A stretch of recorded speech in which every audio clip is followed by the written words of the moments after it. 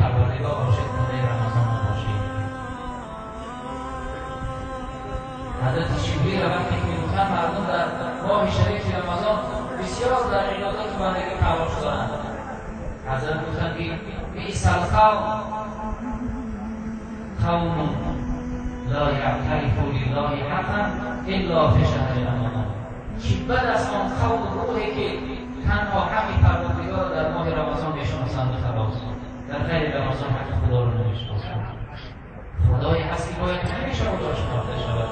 یکی از حکمت‌هایی که 6 روز ماه شوال رو میگیم عزیزان گفتن این است که تو همین لحظه‌هایی که شیطان گرسنه است، شما در روزه باشید، در عبادت